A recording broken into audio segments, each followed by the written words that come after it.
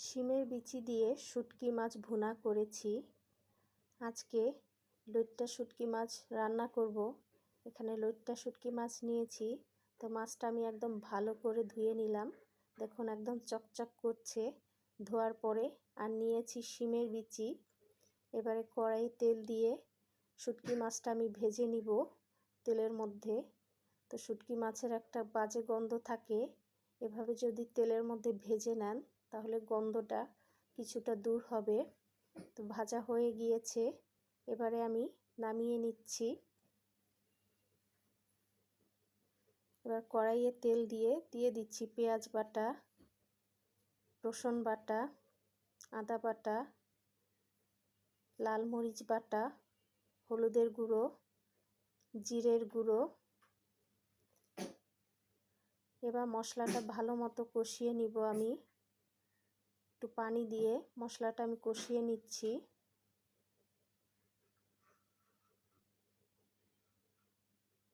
মশলাটা ভালো মতো কষিয়ে নিব।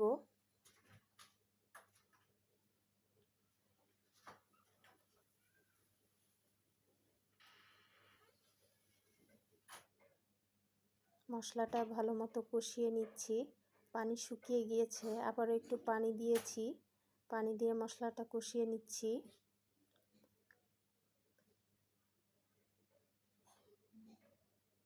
এবার ভেজে রাখা শুটকি মাছগুলো আমি এর মধ্যে দিয়ে দিচ্ছি, দিয়ে ভালো করে নেড়ে দিব।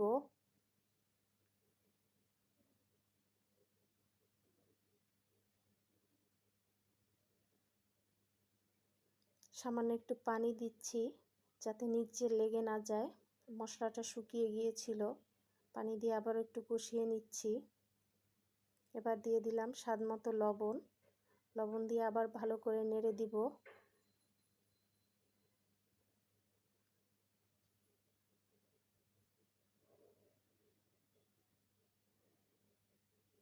এবার একটু পানি দিয়ে দিচ্ছি শুটকি মাছটা যাতে ভালো মতো সিদ্ধ হয় এবং মশলাটা ভিতরে ঢুকে, সেজন্য পানি দিয়ে ঢেকে কিছুক্ষণ রান্না করব। কিছুক্ষণ পরে ঢাকনা খুলে নেড়ে দিব। আর শুটকি মাছটা একদম শক্ত শক্ত থাকলে সেটি আমার কাছে ভালো লাগে না। খাওয়ার সময় একটু নরম নরম হলে ভালো লাগে।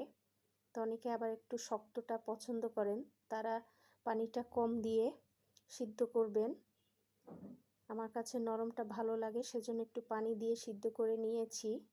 এবারে শিমের বিচিটা দিয়ে দিলাম, দিয়ে ভালো করে নেড়ে দিব। শিমের বিচি খুব একটা সময় লাগে না সিদ্ধ হতে, সেজন্য আমি একটু পরে দিয়েছি। এবার ভালো করে নেড়ে দিচ্ছি। শিমের বিচি দিয়ে মশলাটা আমি ভালো মতো কষিয়ে নিচ্ছি। আর শুটকি মাছ এভাবে রান্না করলে বেশ ভালো লাগে খেতে। আর যারা শুটকি মাছ পছন্দ করেন তাদের তো কথাই নেই। শুটকি মাছ দিয়েই একদম ভরপেট খেয়ে উঠতে পারবেন এভাবে যদি রান্না করেন। এবার পানি দিয়ে দিচ্ছি শিমের বিচি সিদ্ধ হওয়ার জন্য।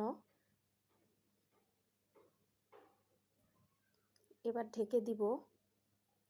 কিছুক্ষণ পরে ঢাকনা খুলে নেড়ে দিব।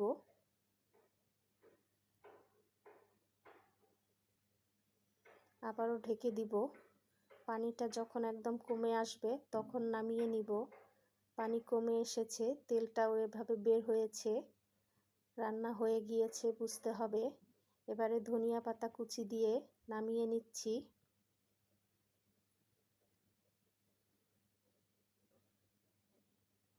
ধনিয়া পাতা কুচি দিয়ে নেড়ে দিলাম, এবার নামিয়ে নিব। তো রান্না হয়ে গেল মজাদার শুটকি মাছ শিমের বিচি দিয়ে ভুনা। কেমন লাগলো রেসিপিটি অবশ্যই জানাবেন।